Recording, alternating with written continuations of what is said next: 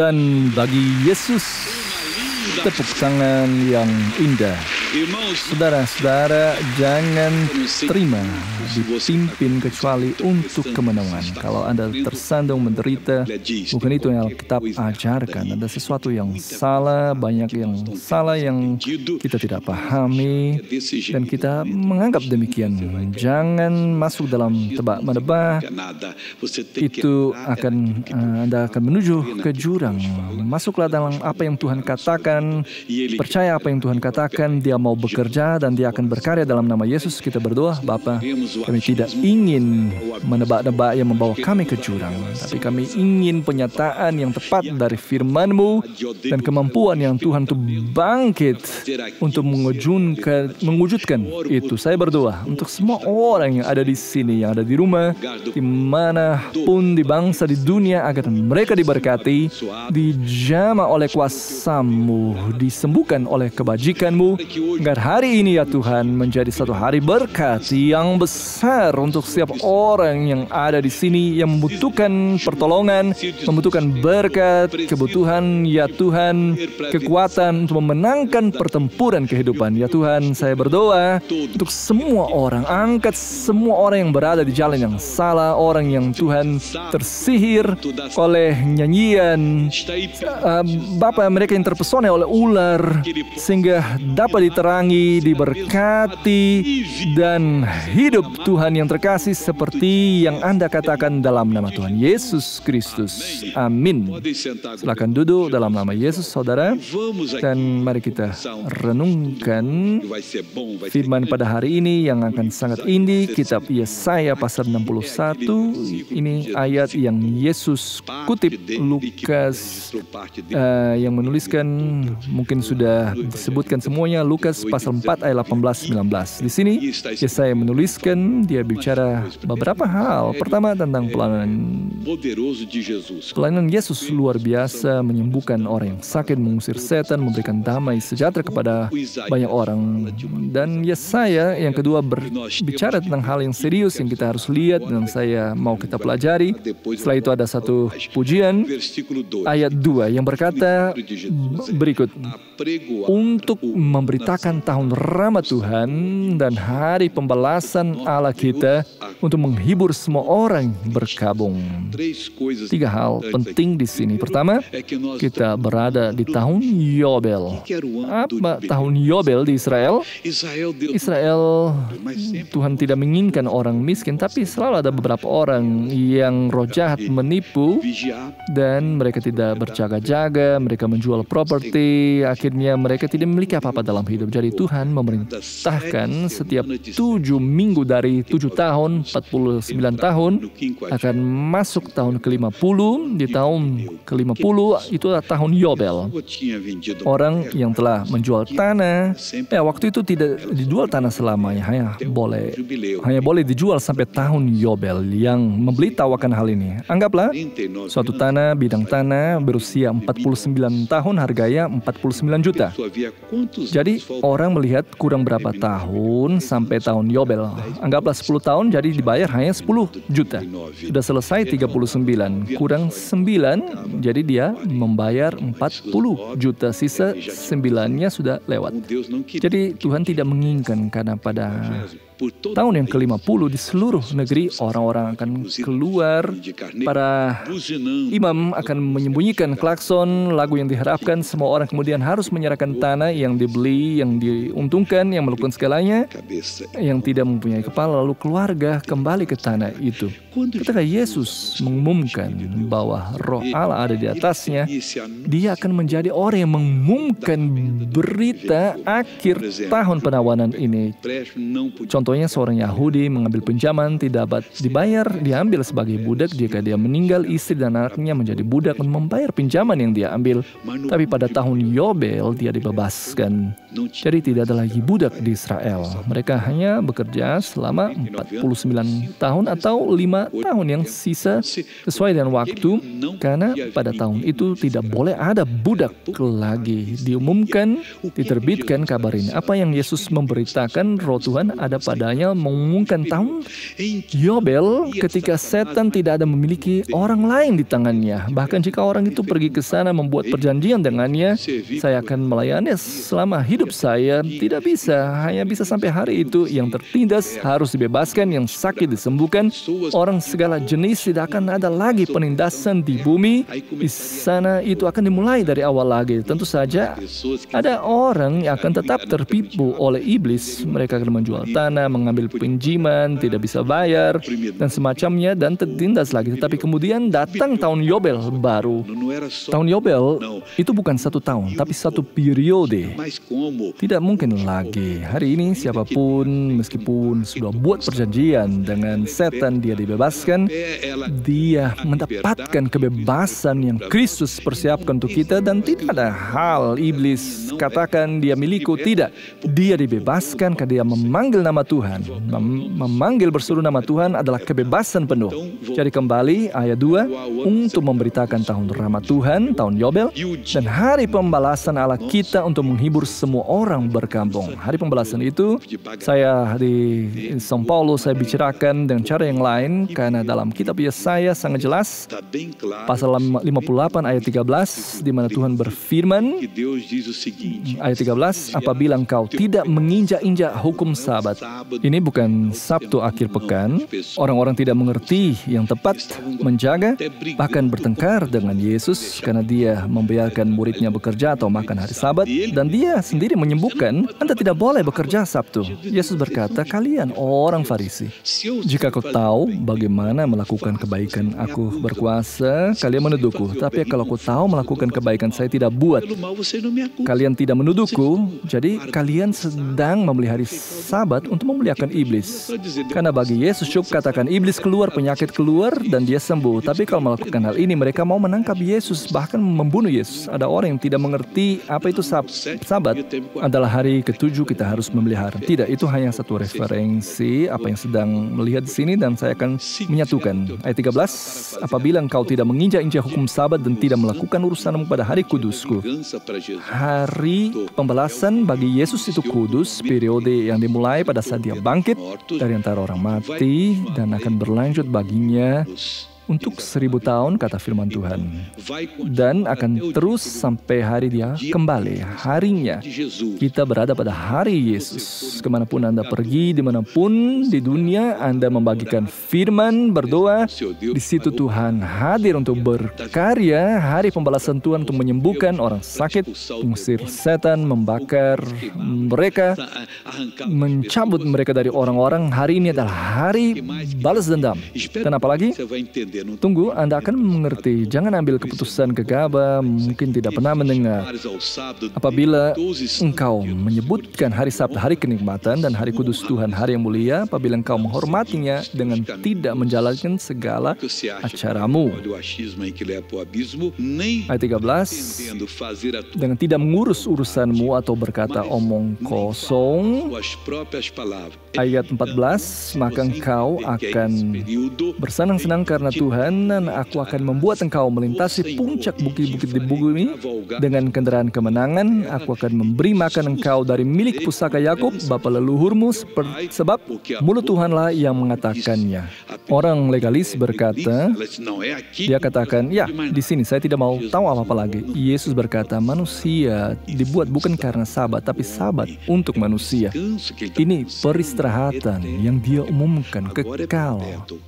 Sekarang dan selamanya, dimulai sekarang sampai Yesus kembali, tetapi tidak akan pernah lagi kita akan memiliki masalah dengan iblis. Jika Anda takut mengusir setan, bicara orang yang dirasuk setan, Anda belum tahu firman. Saya sudah capek mengusir setan, ribuan orang dibebaskan. Saya tidak pernah sedikit pun kesulitan tertidur, sakit kepala, karena tidak terjadi. Mengapa tidak terjadi karena kita dalam peristirahatan. Kita melakukan pekerjaan yang dilakukan Yesus. Kita memiliki kewenangan mengusir kejahatan, membebaskan para tawanan. Seperti dikatakan ayat pertama, Roh Allah ada di atas kita.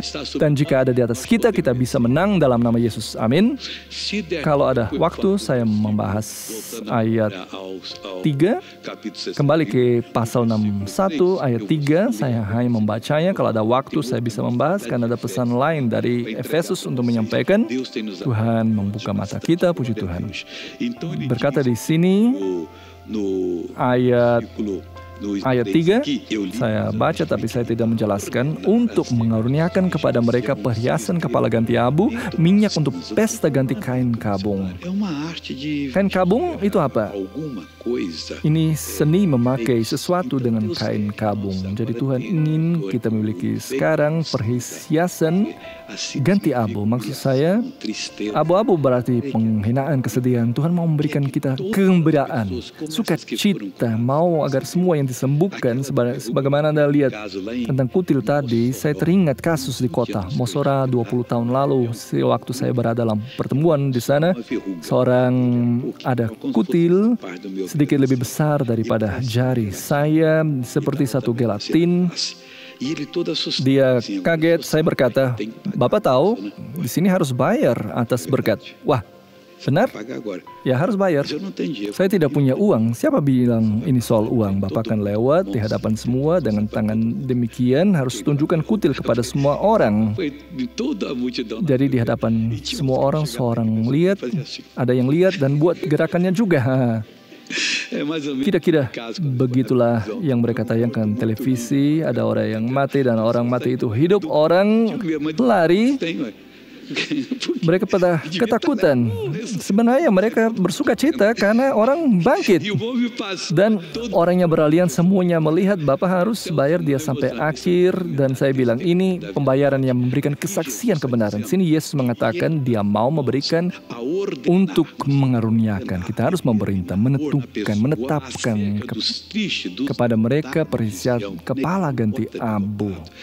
Karena di gereja tidak boleh ada yang dikalahkan, yang tertindas. Di gereja harus menjadi tempat orang datang tertindas, tapi di sini dia dibebaskan. Harus belajar firman Tuhan, menuntut, karena Tuhan memenuhi kebutuhan kita. Jadi kita harus memerintah perhiasan kepala ganti abu, minyak untuk pesta ganti kain kabung, nyanyian pujian, ganti semangat, sukacita yang pudar. Orang tidak bisa datang ke rumah Tuhan dan sedih. Saya tidak tahu mengapa Tuhan tidak menyembuhkan saya. Ketika dia ingin, dia akan sembuhkan. Tidak. Mulailah sukacita, kegembiraan Tuhan adalah kekuatan kita. Tuhan datang mengunjungi Anda, senyum. Bagaimana mencari Tuhan? Cari Tuhan, puji Dia. Jika Anda menyembah Tuhan, Anda bisa tertawa dalam roh, menangis dalam roh, sukacita, berbicara dengan Tuhan dan cara yang menang. Dan jadilah kita harus memberikan minyak untuk pesta ganti kain kabung, nyanyian, puji-pujian, ganti semangat yang pudar. Itulah yang harus dilakukan gereja. Kebaktian harus hidup dan Tuhan berkarya. Apalagi supaya orang menyebutkan mereka pohon terbanting kebenaran, tanaman Tuhan untuk memperlihatkan keagungannya. Saudaraku, tujuannya bukan hanya agar Anda disembuhkan. Anda akan sembuh. Tentu, Alkitab katakan tujuannya adalah agar Anda memuliakan nama Yesus. Yohanes 14 ayat 13. Dan apapun yang kamu minta dalam nama-Aku akan melakukannya agar Bapa dimuliakan di dalam Anda. Anda dengan penderitaan Anda tidak memuliakan Tuhan. Anda tertindas, Anda memuliakan musuh. Tidak mungkin. Bagi saya tidak akan berhasil. Tuhan tidak menyukai saya berhenti dengan hal ini. Tuhan mengasihi Anda, telah menanggung semua penyakit Anda, dosa, pelanggaran, kedurhakaan, ditempatkan pada anaknya, dan dengan biru-birunya kita telah disembuhkan. Jadi kita harus membawa pesan ini, berkhotbah kali lagi, 2 kali, 5, meminta inspirasi Tuhan untuk menumbuhkan pesan ini sehingga semua orang yang sedih di gereja untuk mengaruniakan kepada mereka perhiasan kepala ganti abu, sehingga mereka memperoleh seni menutupi sesuatu dengan hal yang sederhana tapi membuat indah. Anda mempunyai semangat ceria mengenakan kepada mereka perhiasan kepala ganti abu. Anda Anda harus berpakaian hal-hal yang indah. Roh Anda harus bersinar untuk melihat peluang yang Tuhan berikan di hadapan Anda. Jika tidak, Anda hanya melihat masalah. Anda memiliki kesempatan di depan Anda tidak melihat. Tidak berhasil, saya sudah coba, tidak berhasil. Berhenti dengan hal ini. Tuhan, pintu apa yang Tuhan bukakan bagi saya? Kemana yang saya harus masuk? Apa yang saya harus lakukan? Saya perlu, Tuhan, memuliakan Engkau. Ini perintah. Ayat 3, untuk mengaruniakan kepada mereka perhiasan kepala ganti abu, minyak untuk pesta kain kabung, kepuasan, realisasi, nyanyian, puji-pujian, ganti semangat yang pudar. Tidak boleh ada semangat yang pudar. Anda tidak melihat semua yang Tuhan berikan kepada Anda. Anda hanya melihat lubang, hanya melihat kesedihan, hanya melihat manusia dengan marah. Saya tidak menyukai. Orang itu satu bandit. Berhenti. Semua indah, suci, sampai terbukti sebaliknya. Dan ketika terbukti, kita akan mendoakan. Kita tidak boleh hidup. Kalau enggak, kita tidak akan hidup. Kita tidak hanya boleh mengutuk orang lain. Saya tidak suka orang ini. Dia tidak bahagia, bajingan. Tidak. Jika orang berkata tentang Anda akan menyukai. Ada begitu banyak orang. Kita perlu berubah, saudara. Mengubah nyanyian puji-pujian ganti semangat yang pudar supaya orang menyebutkan. Orang-orang akan memanggil ini pohon keadilan. Ini adalah perkebunan Tuhan. Orang ini berasal dari Tuhan. Dia memiliki perkataan berbeda, penampilan berbeda, selalu siap membantu. Pohon terbanting kebenaran tanaman Tuhan untuk memperlihatkan keagungannya. Anda tidak bisa menjadi perkebunan si jahat. Anda bukan. Tuhan menama Anda di rumahnya. Anda bertumbuh subur sebagai pohon keadilan. Memproduksi selalu. Lihat orang sakit, dikuasai oleh iblis, menyangkal sifatnya. Anda berkata, Tuhan, saya akan membawa orang itu ke dalam doa sekarang. Dalam nama Yesus, saya mematahkan kuasa iblis atas dia sekarang. Dan Anda memberkati. Anda akan tumbuh. Ketika berdoa, Anda tidak mengatakan, Tuhan, saya membutuhkan, saya tidak sehat, saya hancur, saya sebaik-baik, saya mengetahui kebenaran, saya ingin membantu lebih memahami, memuliakan Anda, mengejar musuh, menjangkau mereka dan tidak kembali. Setelah saya memiliki konsumsi, saya mau menjadi berkat dari Tuhan. Begitu banyak kesempatan hidup, saya mau menempati apa yang orang tidak berguna. Jadi Anda harus menjadi orang yang berguna, memberikan kesaksian kepada Tuhan. Bangkit. Anda orang lain, saya mau melakukan kehendak-Mu. Anda akan menjadi berkat dalam nama Yesus. Ini cara memuliakan Bapa. Pak Pendeta, saya ingin Bapak berdoa bagi saya, karena saya tidak demikian. Saya orang yang sedih, tertutup, hidup dalam penderitaan yang hebat, penderitaan moral, penyakit, kesakitan, keuangan, emosional. Saya orang yang tidak punya alasan untuk berbahagia sampai sekarang, karena saya melihat saya tidak punya alasan. Saya tidak punya alasan untuk hidup lebih sedih. Anda ingin menyingkirkan kesedihan, bangkit berdiri. Sekarang saya mau berdoa dalam nama Yesus dari Nazaret. Tidak perlu malu. Kalau ini kasus Anda, bangkit berdiri. Saya mau menjadi orang yang berbahagia. Saya tidak ada damai sejahtera di rumah, tempat kerja, tidak memiliki kesehatan. Semua yang jahat menangkap saya. Orang melihat saya merinding. Sepertinya ada yang mengganggu di masyarakat. Anda harus menjadi magnet Tuhan untuk menarik hal-hal yang baik dan bukan hal yang buruk dari Tuhan. Jadi saya mau berdoa dengan Anda sekarang. Tunduk kepala, tutup mata, fokuskan iman Anda. Tuhan akan bekerja, Bapa. Dalam nama Yesus, saya datang kepadamu, Bapa, untuk memberkati. Saya ingin perhiasan kepala ganti abu atas orang ini. Dan jangan orang ini memakai kesedihan, memakai fantasi jahat. Saya ingin sukacita, Bapak. Saya ingin sesuatu yang menonjol dalam hidup orang ini. Dan Tuhan, banyak di sini telah menjadi korban dari sihir hitam. Mereka ditindas, ya Tuhan, oleh setan terburuk dari neraka. Tetapi sekarang Tuhan, roh-roh jahat ini diikat dan terantai dengan rantai api. Roh-roh jahat tahu waktunya telah tiba, dan saya perintahkan roh-roh jahat, lepaskan orang ini yang mempunyai kepahitan dalam hati, kesedihan yang dalam lubuk hatinya, yang selalu ingin dan tidak tidak berhasil. Saya tengking roh jahat sekarang. Saya perintahkan keluar. Hidupnya akan berbalik. Daripada menjadi yang terakhir, dia akan menjadi yang pertama. Saya bicara dalam nama Tuhan Yesus Kristus. Aksi-aksimu berakhir dalam hidup orang ini. Sampai sekarang telah menindas orang ini, melakukan dalam warga ini menjadi orang yang bermasalah serius dalam hidupnya. Dan selalu dilewati, terlempar ke belakang, tidak pernah mendapat tempat pertama. Saya memberitahukan, memerintah, keluarlah, keluar ya Tuhan. Turunkan apimu atas kehidupan orang ini sekarang dalam nama Yesus. Nyalakan api dalamnya untuk segala sesuatu dari kekuatan yang jahat. Keluar, mundur. Dalam perusahaan akan menjadi orang yang dia perhatikan mulai hari ini, menjadi orang yang diakui, dan akan terjadi keadilan padanya dalam pernikahan. Hal yang sama, jika suaminya tidak melihat wanita yang dimilikinya, wanita tidak melihat suaminya, akan melihat kadang dalam nama Yesus.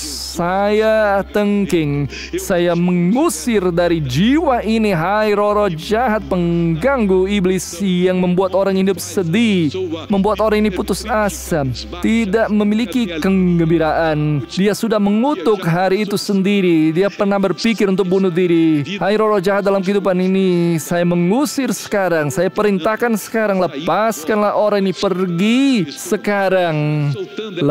Lepaskan jiwa ini sekarang. Saya tengking, saya perintahkan roh jahat yang tidak membiarkan pria yang baik muncul untuk gadis ini.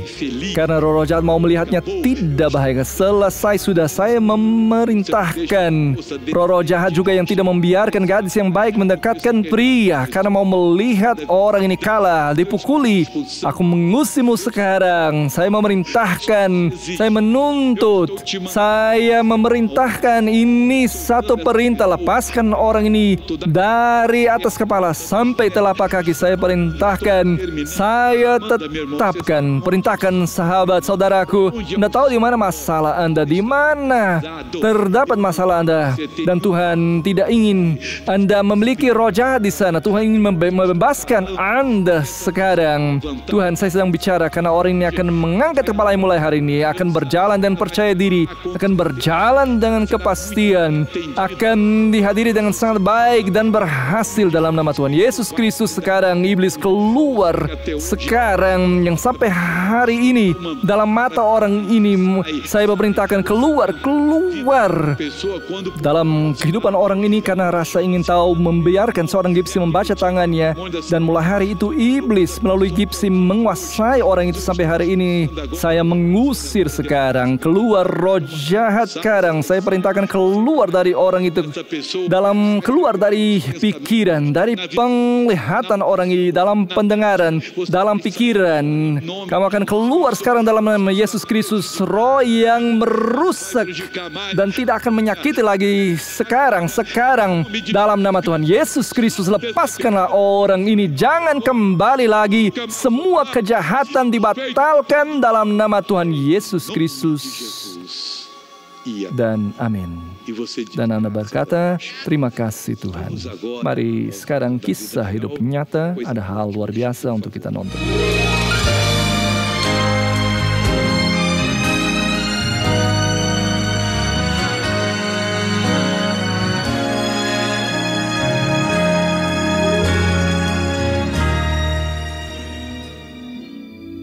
Saya mengenal Gereja Da Graça seperti ini karena ibu saya sering menonton sekitar 30 tahun yang lalu, dan dia biasa berdoa dengan Pak Pendeta Soares. Kami mulai pertemanan, berpacaran, dan keluarganya orang Kristen. Saya tidak pernah mengenal firman Tuhan. Kami pergi ke gereja, kami mengenal tentang Yesus, dan kemudian menikah. Pada tahun 96, putra pertama kami lahir, Igor. Lalu dia melakukan vasektomi karena kami menginginkan satu anak. Setelah 4-5 tahun, kami menginginkan anak lagi. Saya lakukan operasi pembalikan dan berhasil. Tahun-tahun berlalu dan saya belum bisa hamil. Pasangan yang mandu yang coba hamil setidaknya 1 tahun. Semakin tua pasangan, semakin sulit, semakin banyak masalah yang akan mereka hadapi untuk hamil. Dokter melakukan serangkaian tes pada saya, kemudian dokter memberitahu bahwa tuba saya tersumbat. pengobatan. Saat kami melakukan tes lagi, keduanya tidak ada tuba. Kemudian dokter berkata, Janet, jadi di sini ditutup. Anda tidak ada kondisi lagi untuk hamil. Tuba berada di samping rahim dan sel telur dilepaskan oleh ovarium. Komunikasi terjadi di dalam tabung dan kemudian jatuh ke dalam rahim. Jika tidak ada komunikasi ini, Anda tidak akan bisa hamil. Itu salah satu penyebab kemandulan dan praktis tidak mungkin hamil tanpa pengobatan. Jadi pasangan tersebut memutuskan untuk menjalani perawatan pembuahan. Pengobatannya selama sebulan, pengobatannya sangat menyakitkan, sangat sulit. Kemudian kami pergi ke tahap akhir perawatan in vitro, tidak berhasil. Dokter memanggil pasangan itu. Jika Anda ingin melanjutkan impian Anda untuk hamil lagi, Anda akan kembali dalam waktu sekitar 5 bulan. Itu momen yang sangat sulit bagi kami. Dia menangis, tidak punya kata-kata. Saya berkata, tidak ya Tuhan, saya tidak akan kembali ke sini lagi. Dia sampai di rumah, dan dia mengambil sikap iman tidak bergantung pada siapapun. Kemudian saya pulang dan berlutut. Saya bilang sama Tuhan, Tuhan, saya robek semuanya ini, hasil tes ini. Saya letakkan rahim saya di tangan-Mu. Untuk pertama kalinya, Janet merasa sangat ingin menjadi sponsor Ana Victoria. Bahkan tetangga saya menerima surat itu dan berkata, tapi Janet, siapakah Ana Victoria ini? Saya katakan, tidak, saya yakin bahwa Tuhan akan memberikan saya anak dan saya mensponsorinya. Sejak saat dia merasa bahwa menjadi sponsor itu pekerjaan Tuhan, saya melihat bahwa Tuhan menghormati imannya. Dan setelah 5 bulan, Janet menyadari bahwa tubuhnya berbeda dan menjalani tes kehamilan. Saya tinggal di ruang tunggu sambil berdoa kepada Tuhan. Di kamar mandi dia berteriak, puji Tuhan. Dia datang berlari, kami berpelukan terharu. Roh Kudus menguasai hati kami dengan sukacita. Kami memuji Tuhan. Tuhan dengar, Tuhan mendengar tangisan kami. Kehamilan saya sangat baik. Suami saya menemani saya, dia lahir sangat sehat. Hari ini Ana Victoria berusia 5 tahun. Anak saya tidak memberi Dan kesulitan. Tuhan begitu luar biasa sehingga selain Victoria, kami sekarang harus lengkap dengan Rebecca. Tuhan hanya membuktikan lagi bahwa semuanya baik-baik saja dengan saya. Keluarga saya hari ini lengkap. Saya hanya perlu berterima kasih kepada Tuhan dan pelayanan Gereja Anugerah Allah. Dan hari ini kami sudah lengkap ya. Puji Tuhan. Amin. Sahabat, hiasan bukan abu-abu, itulah yang Tuhan inginkan. Itu minyak kegembiraan dan bukan kesedihan. Dia ingin Anda jadi pemenang. Anda tidak dapat menerima. Anda harus mengejar musuh Anda untuk mencapai dan tidak kembali sampai Anda telah mencapainya. Dan Tuhan akan memberikan kemenangan untuk Anda. Izinkan saya berdoa sekarang. Bapa, saya berdoa sekarang untuk mereka yang di rumah yang membutuhkan pertolongan-Mu. Saya memberkati orang ini dan saya perintahkan semua kejahatan pergi dalam nama Tuhan Yesus Kristus. Dan Anda berkata, amin.